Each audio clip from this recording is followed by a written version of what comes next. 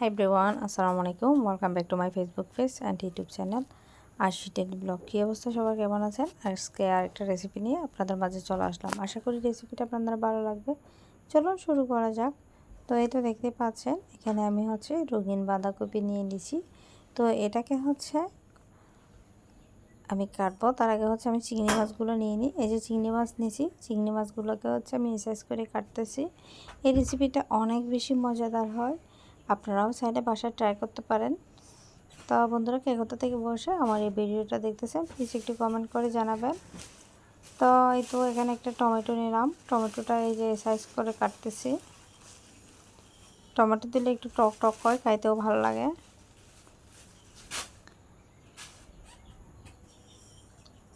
আমার ইদানিং আমার চ্যানেল পেজ সব কিছু রিস্ক কমে গেছে। প্লিজ আপনারা একটু আমাকে সাপোর্ট করবেন, আপনাদের সহযোগিতা কামনা করতেছি। তো এই তো আমি এদিকে টমেটোটা কাটা শেষ। এখন আমি কাঁচামরিচ কাটতেছি।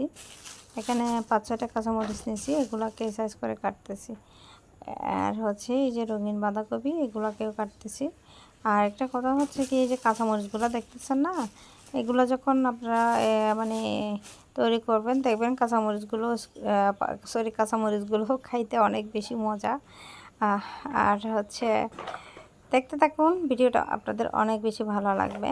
আর আপনারা চাইলে ভিডিওটা ট্রাই করতে পারেন। তো এই তো আমি পেঁয়াজগুলোকে দেখেন একটা সাইজ করে কাটতেছি।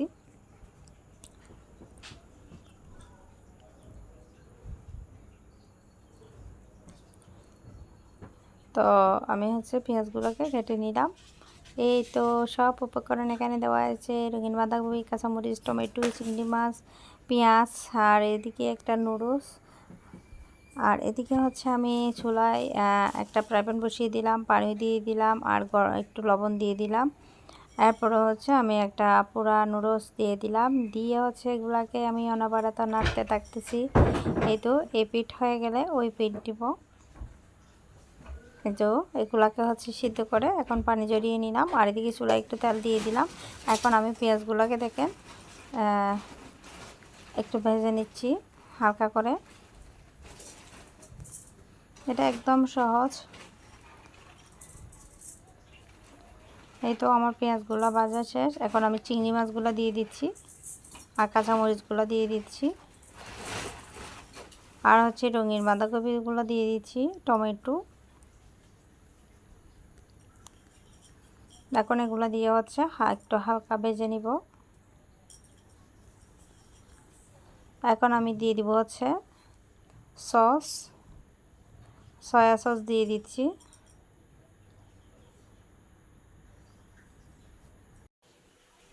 তো আমি সয়া সস দিয়ে দিলাম। দেওয়ার পরে এখানে একটা লেবু পাতাও ছিঁড়ে দিলাম। আর এখানে আমি টমেটো চিলি সস দিব। সব কিছু দিয়ে আমি এগুলাকে নাড়তে থাকবো। দেখবেন সুন্দর একটা ঘ্রাণ আসবে, আর দেখতেও সুন্দর লাগবে, খাইতেও ভালো লাগবে। এখন আমি নুডলসগুলো দিয়ে দিব।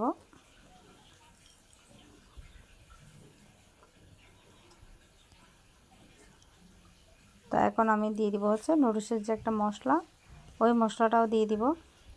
একটু হলুদের গুঁড়ো দিয়ে দিচ্ছি। এখন আমি এগুলাকে নাড়াচাড়া করে দিব। বেশিক্ষণ লাগবে না এগুলো হইতে। আর আপনারা চাইলে একদম বেশি সিদ্ধ করতে পারেন, বাট আমি বেশি সিদ্ধ করি না, একদম একটু একটু হাফ সিদ্ধ যদি বলেন, হাফ সিদ্ধ করি। এই তো এগুলাকে একটু নাড়াচাড়া করে দিব, কিছুক্ষণ চুলায় রাখবো। তো ফাইনালি হয়ে গেল আমার আজকের রেসিপি। বন্ধুরা, আমার এই রেসিপিটা আপনাদের কেমন লাগলো অবশ্যই কমেন্ট করে জানাবেন। যদি আমার এই রেসিপি আপনাদের এইটুকু ভালো লাগে, প্লিজ একটা লাইক, একটা কমেন্ট, একটা শেয়ার করবেন। যারা ফেসবুক থেকে দেখতেছেন প্লিজ একটা লাইক ফলো দিবেন। আল্লাহ হাফেজ, আসসালামু আলাইকুম।